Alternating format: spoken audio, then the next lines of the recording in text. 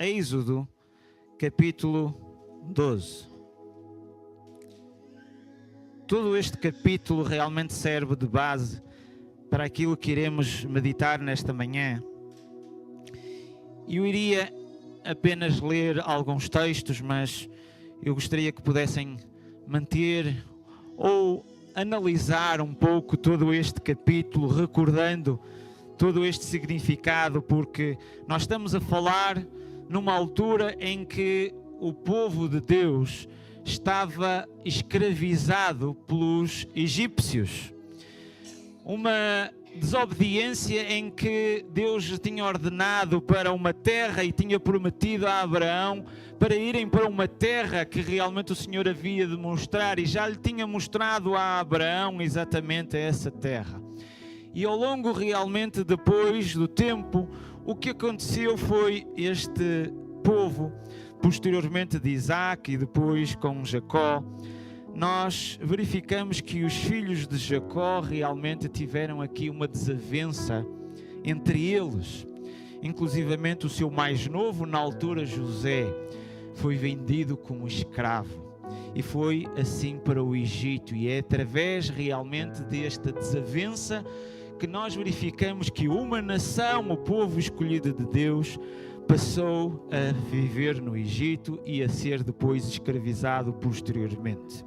Mas o que eu gostaria aqui realmente de salientar é que durante 430 anos eles clamaram realmente por salvação. E Deus escutou o clamor do seu povo, e aqui no capítulo 12 nós começamos a verificar o fim desta opressão que estavam a ser sujeitos. Estamos realmente a falar da última das 10 pragas, onde o Senhor realmente manifestou por diversos sinais para que os egípcios pudessem libertar, para que o seu povo pudesse regressar novamente à terra prometida. E é aqui que realmente nós verificamos em que o Senhor instrui e dá instrução ao seu povo, dá pela sua palavra ordenanças. E aqui nós encontramos a partir do verso 12, e vamos ler do 12 ao 13, em que diz: porque eu passarei pela terra do Egito esta noite, e ferirei todo o primogênito, e o sangue vos será por sinal nas casas em que estiverdes. Vendo eu o sangue, passarei por cima de vós. Portanto, nós ao olharmos para este texto, eu gostaria de salientar aqui duas verdades. A primeira verdade é que nós verificamos aqui que Deus não salvou os israelitas por eles serem bons. Se nós analisarmos, Ele salvou-os pelo sangue. Se nós vermos aqui a passagem, diz: vendo eu o sangue, passarei por cima de vós. Para nós nos identificarmos, os israelitas foram ordenados no sentido de pegar um sangue de cordeiro e pôr por cima dos seus umbrais, por cima das portas. E então o Senhor ia passar pelo Egito, e onde visse aquele sangue, Ele passava por cima. Daí o nome de Páscoa, passagem. Ele passava. Não havia aqui nenhum mérito se eles eram bons, se eles eram maus. O que significava aqui era o sangue. Portanto, esta primeira verdade que nós vemos é que a salvação não é pelo nosso mérito, mas somos salvos pelo sangue. Foi necessário um sacrifício em substituição da morte. Os israelitas foram convidados a poder matar um cordeiro e pegar no seu sangue e pintar as ombreiras, pintar realmente o topo das suas portas. e a sua salvação, a morte não entrava naquela casa se tivesse o sangue. Podiam ser pessoas boas, podiam ser até pessoas más. Não estava aqui no mérito. Portanto, aquilo que realmente nós verificamos é que foi necessário um substituto em relação à morte. Existiu o sangue do Cordeiro, a partir dali não houve morte. E desta maneira nós encontramos uma passagem também muito conhecida em que diz: sem derramamento de sangue não existe remissão de pecados. Não existe perdão dos pecados. Podemos concluir, conforme a Bíblia nos ensina, que não há um justo, não há um sequer. Todos que lá estavam eram maus. Sejam israelitas ou seja egípcios. Todos eram maus. Mas a única diferença em que obtinha a salvação e não passava ali a morte naquela casa foi o sangue. Esta é uma das verdades que nós temos que adquirir para cada um de nós. Não é pelo nosso mérito, mas é pelo sangue de Jesus. A salvação. Mas a segunda verdade que nós também encontramos, e eu lanço esta pergunta: o que é que aconteceria se alguém não colocasse, ou seja, se houvesse uma família israelita que não colocasse o sangue, se não fizesse exatamente aquilo que Deus ordenasse? Acabariam de morrer como morriam os primogênitos dos egípcios. Portanto, o que nós verificamos é que Deus salvou os primogênitos de Israel pela fé expressa em obediência. Além realmente de nós vermos que a salvação não é do nosso mérito, mas nós verificamos que Deus salvou pela fé expressa na obediência. Se nós verificamos passo a passo o que eles tinham que fazer para que o destruidor passasse por cima, Deus deu instruções muito específicas a cada família.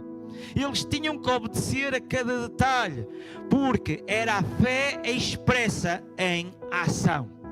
Não era só simplesmente acreditarem em Deus.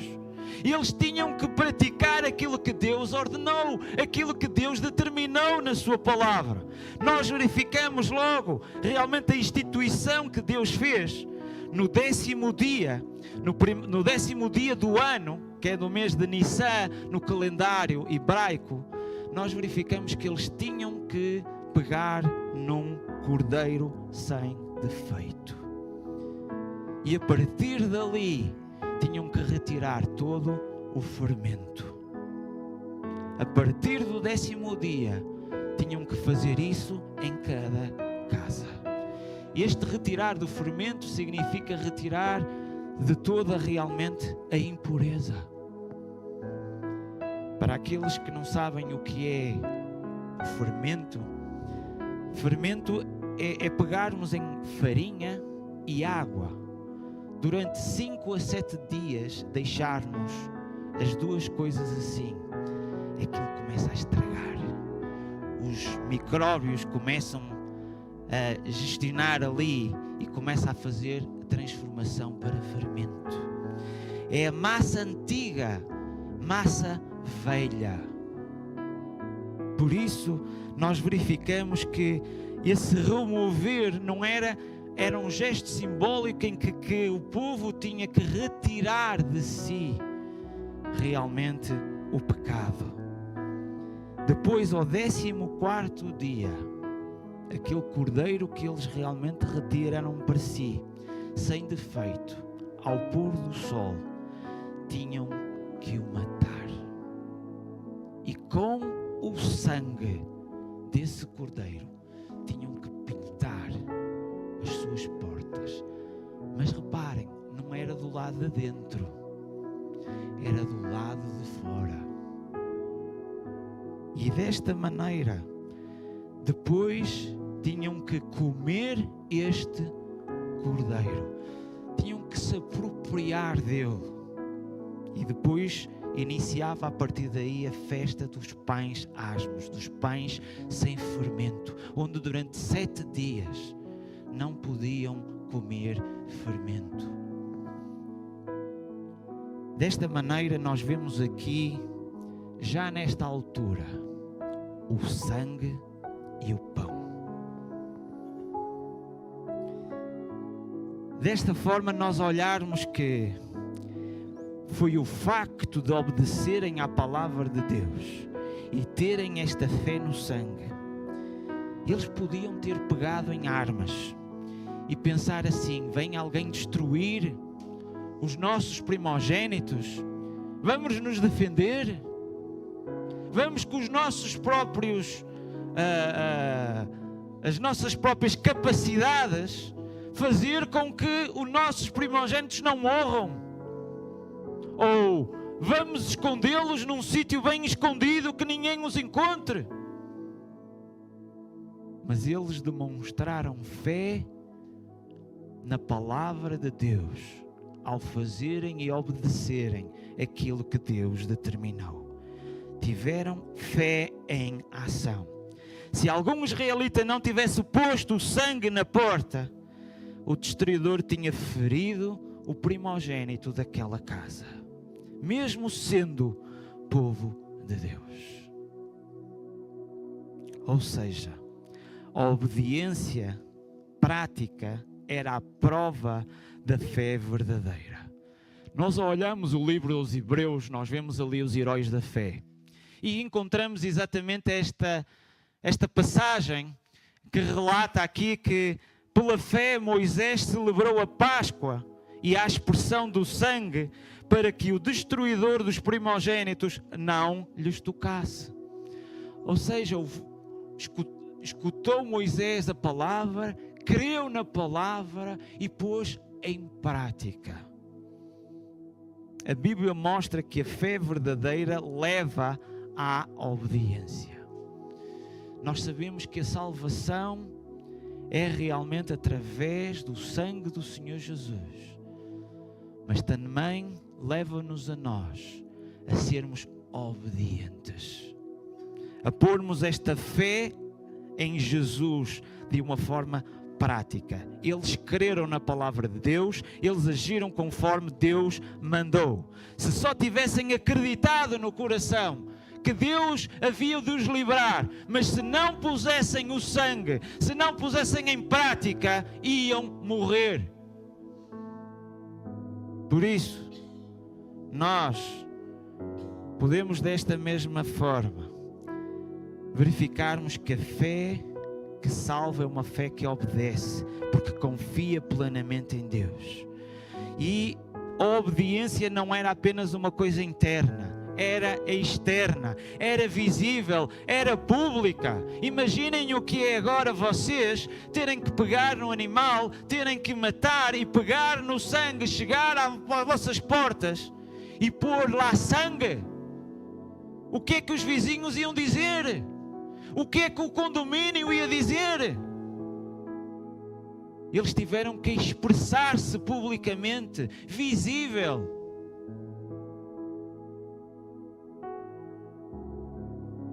Era um sinal público que ali existia alguém que obedecia à ordem de Deus.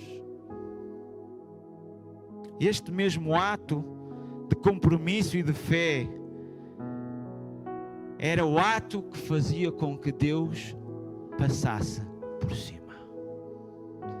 Não havia morte naquela casa, porque tiveram a coragem, puseram em prática, demonstraram a fidelidade para Deus.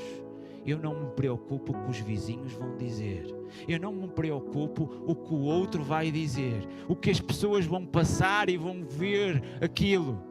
Mas aquele é o meu sangue para com Deus. É realmente o cumprimento daquilo que Deus me mandou. Por isso, Assim como nas casas de Israel não bastava crer no coração, a fé deve ser expressa em obediências e em ações visíveis. Tiago diz exatamente isto. A fé, se não tiver obras, é morta em si mesma. Não é pelas obras que nós somos salvos, é pelo sangue de Jesus, é pela fé que realmente nós temos e que pomos em prática. Desta maneira, Noé foi também salvo. E ele não foi salvo às escondidas. Ele fez uma arca durante muitos anos para que realmente fosse salvo. Algo visível. Muitos se calhar passavam por ali, ou não é? O que é que tu estás a fazer? Isso é ridículo. Isso não faz sentido. Para que é que vocês estão a pôr aí o sangue? Para quê? Se calhar, atualmente, muitos acham estranho algumas coisas que Deus ordena. Mas deve existir em nós uma obediência e uma obediência visível. Uma obediência que realmente reflita a nossa fé em prática. Não uma obediência escondida ou uma obediência com vergonha, em que nós receamos muitas das vezes dar o nosso testemunho, falar daquele que nós dizemos que amamos. Por isso, o mesmo princípio da obediência ao sinal externo da fé. Se temos fé, isso produz obediência, e a obediência produz um sinal visível que nos leva à salvação. E a ceia do Senhor é um memorial do sangue derramado por nós. Jesus é o Cordeiro de Deus que tira o pecado do mundo. O sacrifício em substituição pela nossa morte. Porque o salário do pecado é a morte. E quem pecou fomos nós, não foi o Senhor Jesus. E quem merecia a morte éramos nós. Mas o Senhor Jesus foi este Cordeiro de Deus que morreu em nosso lugar, para que pelo seu sangue o destruidor passasse por cima. O nosso pecado fosse limpo, fôssemos purificados. Desta forma, o convite que nós vemos é que nós devemos pegar neste sangue e pintar os nossos corações. Devemos demonstrar a nossa fé em Cristo Jesus, que depois produz uma obediência.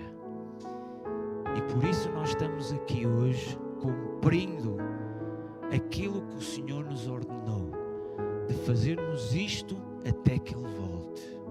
E ao fazermos, nós estamos a anunciar a morte do Senhor Jesus. Estamos a anunciar que Ele morreu no nosso lugar. Estamos a pegar no pão e no cálice, símbolo realmente deste gesto que Ele teve para cada um de nós.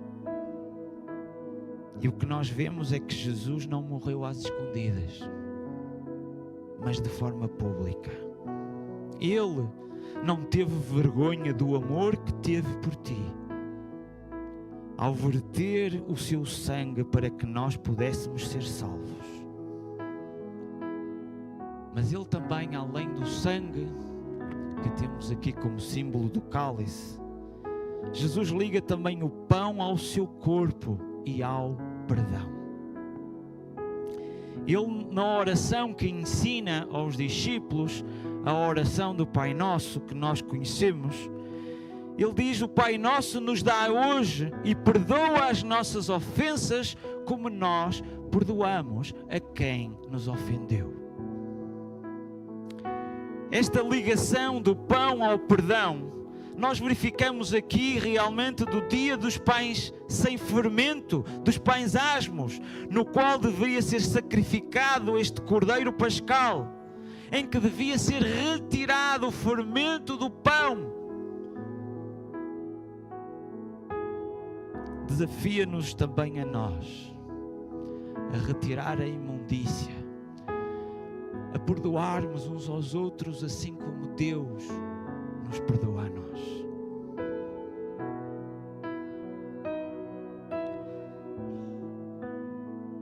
Ele disse: este é o meu corpo oferecido em favor de vós.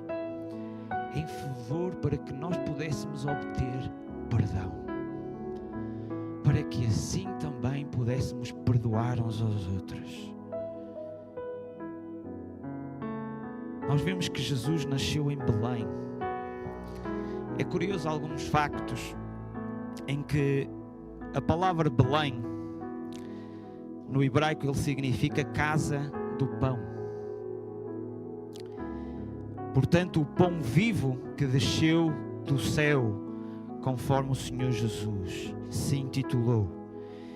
E vemos também que no hebraico cada letra tem um valor, ou seja, o alfabeto hebraico é alfanumérico, são letras, mas também números. E Belém tem um número.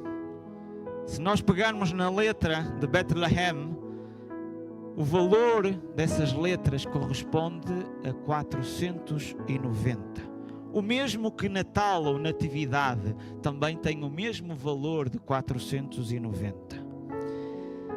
Sabem, Jesus disse a Pedro quantas vezes devia perdoar?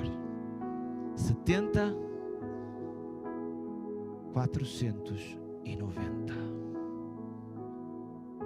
Nós, ao associarmos aqui este pão, associamos esta entrega que Ele fez para que nós fôssemos perdoados, para que nós, da mesma maneira, pudéssemos ser pães asmos, pães sem fermento, para que pudéssemos perdoar uns aos outros e a iniquidade fosse retirada de nós. Por isso, devemos comer o seu corpo e beber do seu sangue. Por isso o Senhor nos desafia que realmente devemos sermos participantes, da mesma forma que os israelitas comeram o cordeiro e comeram o pão. Nós agora devemos tomar este sangue e este pão. Devemos agora termos vidas sem fermento. Por isso, hoje o sinal não está nas portas, mas deve estar no nosso coração. Como Paulo diz aos Efésios, em quem temos a redenção pelo seu sangue, a remissão dos pecados. O sangue de Cristo continua a ser o sinal de quem pertence a Deus. Quando realmente João Batista diz: eis o Cordeiro de Deus que tira o pecado do mundo. Este Cordeiro do Êxodo que nós olhamos aqui apontava já para Cristo, o Cordeiro que foi escolhido. Jesus foi escolhido antes da fundação do mundo. O Cordeiro que foi morto, Jesus deu a sua vida por nós. O sangue foi aplicado nas portas. E agora o sangue de Jesus deve ser aplicado nas nossas vidas.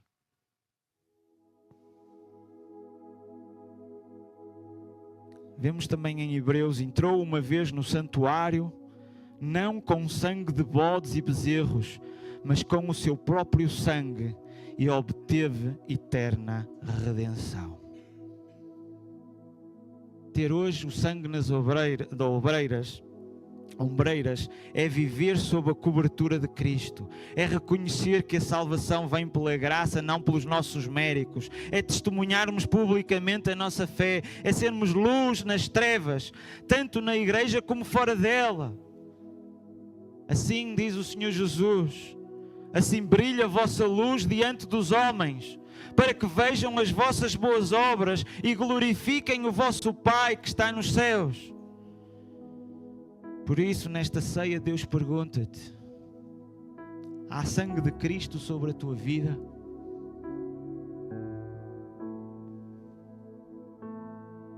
Será que tu já retiraste o fermento da tua vida? Tens comido do pão da vida, que nos perdoa assim como nós perdoamos a quem nos ofende? Será que tens de forma pública colocado o sangue de Jesus sobre a tua vida e sobre a tua casa?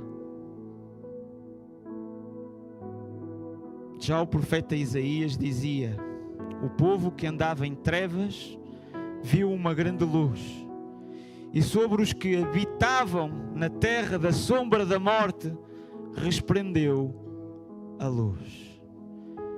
Queridos irmãos, hoje, ao tomarmos o pão e o cálice, que possamos lembrar que, além do simbolismo, o importante é vivermos dignamente uma nova vida que Jesus nos deu. E desta maneira que, ao tomarmos, seja um reflexo daquilo que nós estamos a viver no nosso dia a dia. Pães sem fermento. Que o Senhor realmente possa nos abençoar e possamos cumprir este mandamento de uma forma digna. Que seja de aviso para nós, para que ao longo do nosso dia a dia podemos mostrar esta fidelidade, dizendo: eu tenho o sangue de Cristo na minha ombreira. Que o Senhor nos abençoe. Vamos agora ter um tempo na liberdade do Espírito, onde cada irmão, cada irmã pode assim participar com uma oração, nem que seja dizendo obrigado, Senhor Jesus. Ler uma passagem, escolher um cântico, que seja realmente na liberdade do Espírito para honrar e glorificar o nome do Senhor. Que o Senhor nos abençoe.